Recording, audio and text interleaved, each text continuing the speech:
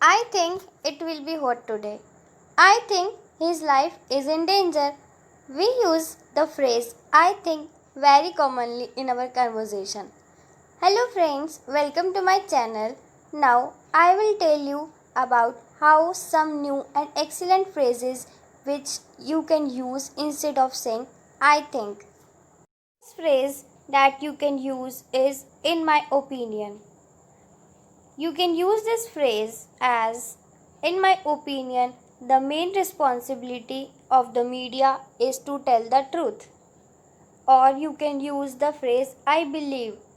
I believe that every person is born with talent. The next phrase that we can use is, the way I see it. The way I see it, I did nothing wrong. Or we can use, from my point of view. From my point of view, it will be a good decision. The next phrase is I guess. I guess they must be feeling a little stressed out.